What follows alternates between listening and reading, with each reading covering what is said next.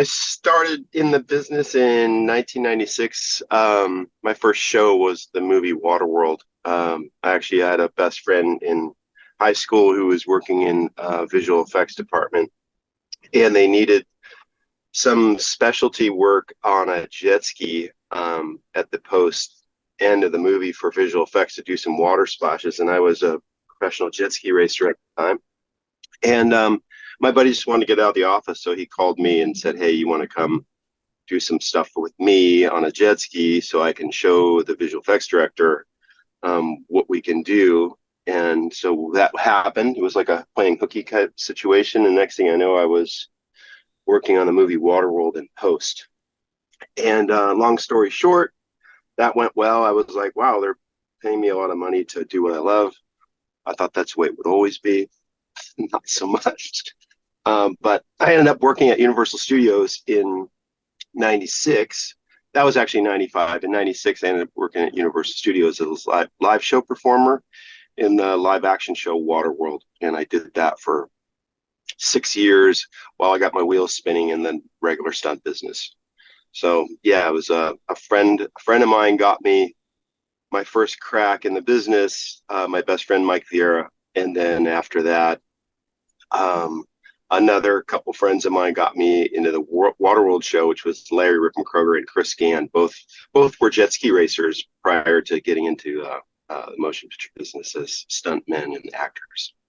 There were professional jet ski racers in the 90s. It was a really big growing sport, and you actually could make money doing it, and it was a lot of fun. And now I'm still associated with the business, with watercraft, because a lot of times movies use them, and I'll get called to be the guy that helps to set up a gag with a jet ski or a wave runner, and that's how it happens. So I'm still connected to it a little bit, which is fun. I was working at these nightclubs doing some security work, and I met this girl, and she had a talent agency, and her talent agency said, "Hey, do you want to be part of it?" I said, "Yeah, sure, why not?" I got this commercial, and it was just like, it was fantastic. I mean, I loved it. I loved performing in front of camera, all the buzzing, all the makeup ladies around, the hair, just hair and makeup, and doing all the stuff. So, and then because I have a heavy martial arts background, so I auditioned and I got it. I was competing in Red Bull competitions, looking for a way to make a living doing my sport. And some of my fellow colleagues at the time were booking commercials and working on television shows. And so I started pursuing the entertainment industry while being a professional athlete, and found that my background in building and driving race cars and martial arts, along with parkour, was a very viable way into the stunt side of the industry. At the beginning of my career, when I was starting to pursue stunts and the entertainment industry, I started out working in the commercial world. Sometimes commercials, especially early on in the career, are a little bit easier to book. And I started pursuing that pathway until I became SAG eligible through a Nike industrial commercial, and then was able to join the union. And then once joining SAG, I was able to pursue some of those bigger jobs that I had always dreamed of working on. And those first few jobs were actually Disney jobs. I worked on a lot of Disney XD kids shows, doubling a lot of the young men on those shows because they were very action oriented. And I found some like-minded stunt professionals who were willing to give me a shot early on in my career. And as I continued to pursue action in the industry and build my skill set on my own, they gave me opportunities to put those skills to work and bring me in and let me learn on the job as well. I started from the bottom. I started doing extra work in 1986, came out, and somebody gave me some great advice, and they said, look around and see if there's a job you think you could do in the industry. And I looked around, and I definitely gravitated towards stunts, and anybody I could meet or anybody that were working on shows that were SAG and that were stuntmen, I would go and talk to them and train, and that's how it all began. Then I really found my calling in life and found a purpose in my business. So really enjoyed that part. I mean, I played 4 sports in high school, and then I played college football. So being physical was always something for me that came naturally, I should say, as in the physicality of it all. And then just seeing kind of the life they lived and the kind of the the camaraderie because I was always part of a team. And so I felt like I would be joining a team because somebody has you on a wire. So they got control of your life per se as a team member, or you're putting together as a coordinator, you're putting a fight together and you need your team because you're only as good as your team anyways. So it kind of, that was the main thing for me. And then getting an opportunity to get my SAG card from being a stand-in and waving my money and doing a big stair fall and all that stuff. And I knew I was hooked at that moment. I was always a performer starting up. I did some dancing when I was young. I participated in karaoke contests. I was a theater major in college with a big martial arts background. So stunt just kind of naturally fell right into place. Met Brett Chan as a fellow performer on Olympus Has Fallen, and then a couple of years later, he needed an assistant. Phoned me up, and that's kind of how history started. I was doing theater in college. Some friends were shooting short films, knew that I had a martial arts background, asked me to come help. And that was probably my first real like foray into doing like, stunts, very obviously very, very small time on a student film. So growing up with 8711 Action Design, Chad Stahelski and David Leach, followed by JJ Perry, have taken care of me in the industry. My fellow grandmasters who brought me along the road. We then learned from like the great Justin Lin and Ang Lee, all the film creators out there that have won great awards. And being under them for 6 months to 8 months out of the period, prepping into filming, into post-production and learning all these things, we get to learn the film aspect of it all. That's actually where I came from, was like 8711. They brought me through it. They taught me the action design of everything. So we shoot, edit, choreograph, teach the actors everything, and then let it all play on film as much as possible in a wide. And that's our formula. One of my first films was The Wolverine in Australia with David Leach as the second unit director, who surprisingly is here in Winnipeg with me working on a different film. The next one after that was Expendables 2 with Chad Stahelski in Bulgaria. So both very different environments, different parts of the country, different stunt teams, different coordinations, different things that we had to learn, different language barriers and everything like that. I was a stuntman. I've been a stuntman. Well, I'm getting old now, but I've been in the industry for 30 years basically. But I started off as a gymnast, martial artist, and stuff like that, and I'm a member of the British Stunt Register here in the UK. But I basically my career really, I started off doubling Pierce Brosnan on the Bonds basically, and I did three movies with him, and then ongoing I ended up being a sort of lead double for many sort of stars back in the day, back then, like Leonardo DiCaprio, Pierce Brosnan, and the list goes on really. But yeah, that was my career really as a stunt performer. But started off as a gymnast, a diver, motorcycles, cars, bikes. I mean, I was always very good at most things. I was never the best at the highest level, but I was always pretty good at a lot of those things. First steps into stunts for me, I mean, it was actually a childhood ambition for myself, really, from the age of 10, I think. And I used to watch shows on TV, going back like, I don't know, God, give me a show back in the day, Lee Majors, the Bionic Man and things like that. We're talking back in the early 80s and even the late 70s.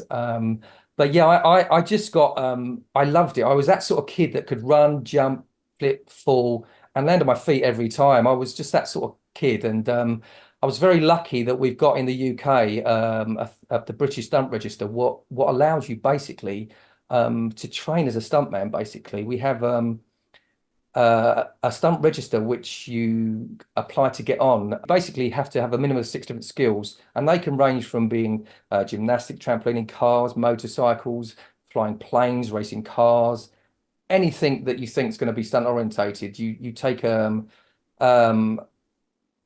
you would take like lessons and stuff like that to be competent in it. And that's what I did. I was lucky to be able to get onto the stunt register at the age of about 26, I think. So that's, yeah, it's 30 years ago now. One of my first jobs was with a guy called Vic Armstrong, who basically, I mean, he's a very well-respected second unit director. He's directed as well, and a stunt coordinator and a stuntman. Used to double for Harrison Ford. So he was like my protege, if you like, and he sort of he helped me in the industry very early on. And then I went on to work with people like Simon Crane, who's a big second unit stunt coordinator as well, who did movies like The Titanic, and movies like that, Saving Private Ryan. Yeah, I just then sort of rolled over into the Bond movies, doubling for Pierce Brosnan, basically, with Vic Armstrong as well as Simon Crane, who was the stunt coordinator on those movies. And then I've been really lucky enough to just have a great career, really, in this industry. I'm very lucky to be part of it. I started in 2005 now, so almost 20 years. And yeah, I've been a stunt performer for a while at first, and then started coordinating around 2015 or 16, my first little gigs. And yeah, now I'm pretty much full-time coordinator. I try to perform here and there still. Still trying to be in shape and do the good old performing stuff. But yeah, mainly coordinating right now for the past few years. So it's a very nice curve into the career, and I really enjoy both. But coordinating is quite a niche I like right now, so it's good. I came from a martial art background, so I was world champion into in karate, and then I was retiring at around 2004. And a good friend of mine, John Valera, was about to shoot 300, the feature in Montreal. And I knew a couple of stunt guys from Montreal, John Fournette, Stéphane Lefebvre, and they all asked me, "Hey, you want to audition and maybe be a stuntman one day?" I was like, "Yeah, sure." I obviously didn't get the job, and I was like an SSC, which kind of a background sort of slash stunt performer ish, like in between. And that was my first little intro to stunt world, and got my first credit right after. And then since then, it never stopped. So I'm quite fortunate and happy that this little career move happened. But that was my start. I entered into the film industry as a performer, actor, and a stunt performer. It's everything I ever wanted when I was a little kid was to do martial arts and to do martial arts on camera. And so that was, another lifetime ago getting in. But from that, I went to stunt coordinator to, stunt performer to aerial rigger to fight coordinator to stunt coordinator to second unit director and to director. My first steps were uncoordinated at best. I didn't really understand the stunt industry. I didn't have any exposure to it or connection to it, unlike some people, maybe they're stunt adjacent. I just knew I wanted to do martial arts in film. So I trained from, teens onward on my own, trying to get as much like different training as I could. And then came to Toronto. I grew up on the East Coast of Canada and was looking to find out how to get in. And there was no sort of feeder system like there is nowadays. There are sort of some stunt schools or at least facilities where there are a lot of stunt people training where you might sort of find your way in that way. I really entered into film through doing background work. And then there's such a category as special skills extra where you're, not doing a stunt per se, but doing an activity that might be physical. Mine would have been martial arts because that's, of course, my specialty. And eventually I did stumble my way onto getting my first credit on Kung Fu: The Legend Continues. As what else but a bad guy, but a bad guy doing fight stuff.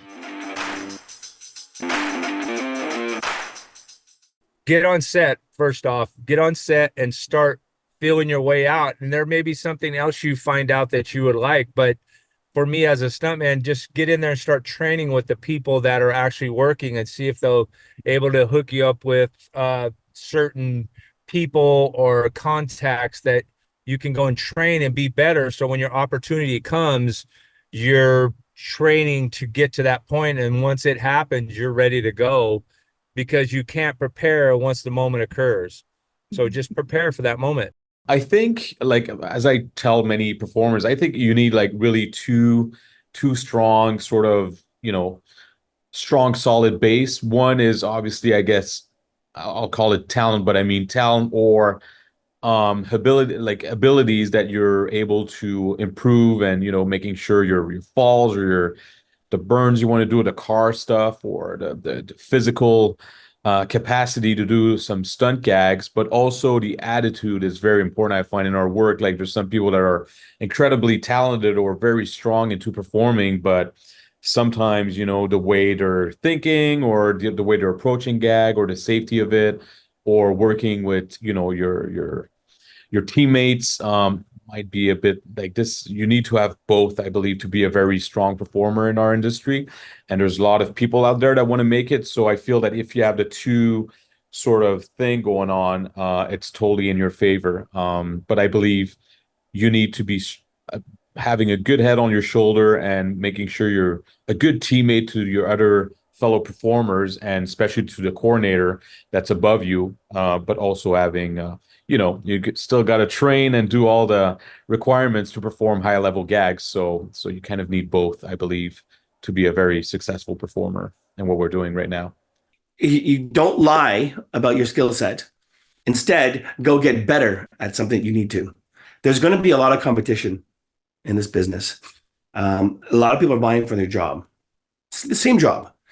But I think it's really important to stay true to who you are and not necessarily step on people to get ahead. I would tell new performers, do what you love.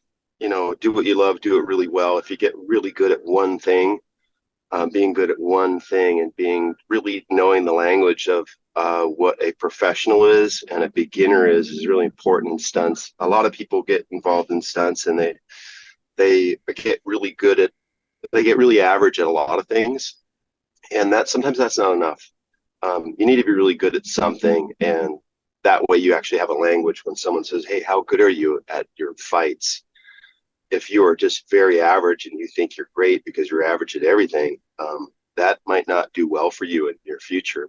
I think anybody who's looking to start exploring stunt work, one thing that's really important is to build your toolbox, right? So if you have a skill or a sport that you've done growing up or to this point in your life, or something you're still actively doing, it's great to have a specialty to help start that conversation and push you in a direction as a stunt performer. But don't forget to learn other skills. Somebody told me early on, if you have 3 skills as a stunt performer, you'll always work. And the ones that were pitched to me was fighting, flipping, and driving, because those were skills I already had. And then as a stunt performer, I think you should always be okay with the idea of falling down. I think that's the core of the work that we do. So it's great to have specialties, but don't forget to build that toolbox, because every new tool that you have gives you another opportunity to book work. And it will hopefully keep you busy throughout your career. And I think it's also important to tell people what you're trying to do. I think a lot of people in this industry really do want to help other people out, but it's hard to help you if they don't know what you're trying to accomplish or what you're pursuing. So don't be afraid to let people know what your goals and your dreams are. And while doing that, keep your head down and keep working hard. And hopefully those two things combined will lead to a working path in this industry.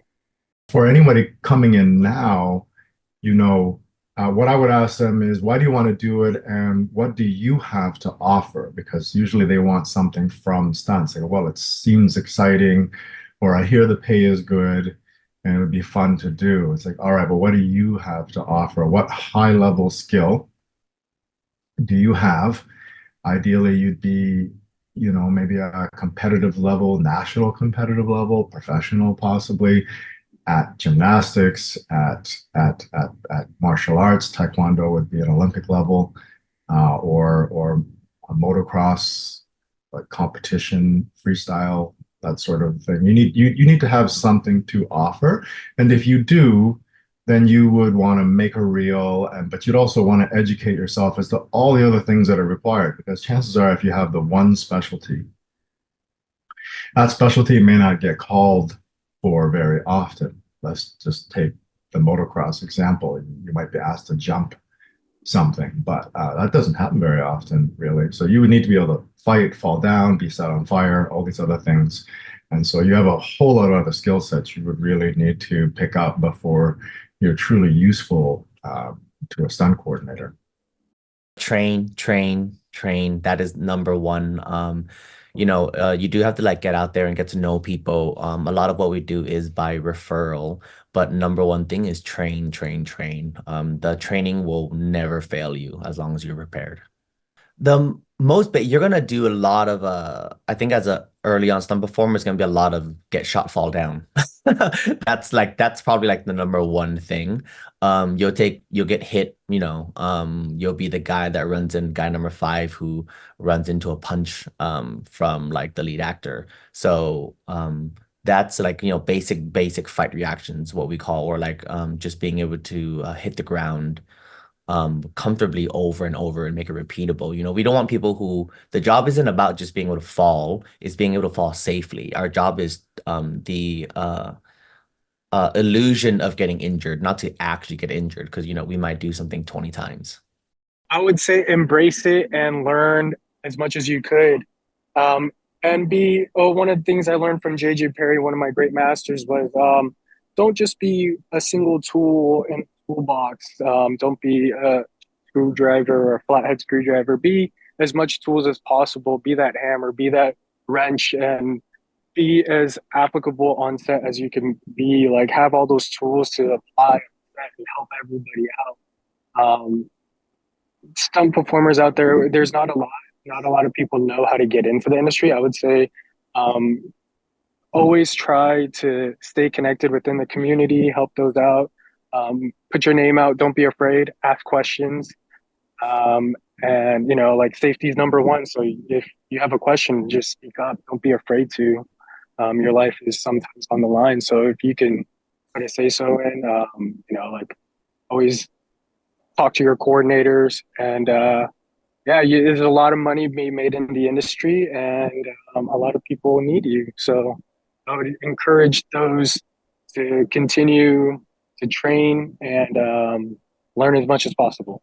Back in the day, I mean, for me, it was just, learn your skills. Learn your skills. Be as good as you can at whatever you can be. Like I say, I was a lead double, so you have to be good at as much as you can, so you can be versatile. If you can ride a horse, you can ride a motorcycle, you can drive a car.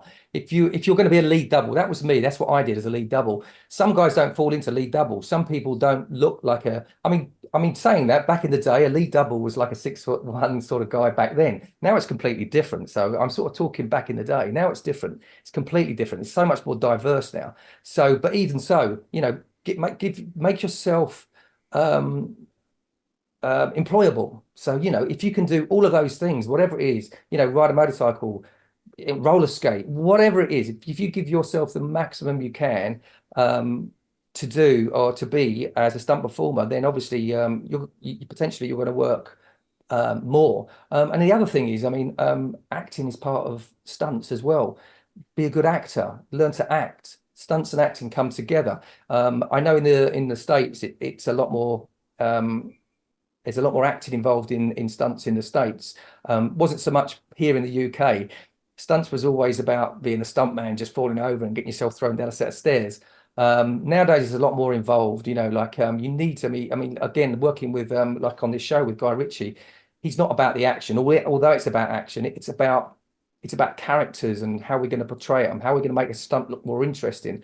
Stunts are great, but where do we fit them? How do we make them better into we can jump off a building, we can catch ourselves on fire. How do we fit that in? How do we make it more interesting? Pretty much most of the stuff you see now has been done, but differently now. We want it different and more intriguing, interesting, and bring it to the screen in a different way. I've worked with lucky enough to work with Dave Leach. I don't know if you've heard that name, Dave Leach, who now is a second unit director, and he's a director. I worked with him on a film called Troy, and I was doubling for Eric Bana, and Dave was doubling for Brad Pitt, amongst other people. But he was a stunt guy back then. Now he's a massive, massive director, and in the States, you know. So stunt people can, you know, there's an opportunity for stunt performers and stunt coordinators now to become like well-known and respected second unit directors, because of the way that now when we put previews together, we're directing the stuff. You know, we direct the stuff ourselves, and we show it to the director for them to direct. So the skills that we've learned, and myself over the years, has been second for none. You know, what we've been so lucky. I mean, like nowadays we've got, you know, we can shoot on our iPhone. We can shoot a movie on our iPhone if we want. Back in the day, it was when we used to start live performances. We had to show a director a fight as a live performance. So it might be like Troy, for instance. That was huge. I did a fight called Hector and Achilles. It was like I can't even remember, 5 or 6 minutes fight, but we had to do that flat out all the way through to show the director. Although we could shoot it, but we were shooting on sort of small like videos and stuff like that, not like we've got now. Nothing was accessible like it was, you know, 40, 30 years ago, 25 years ago. Now it's so easy to make a movie, basically. So for the young guys, learn to edit, learn to act, know your skills, know every skill you can, be confident and be careful as well, though, and be safe.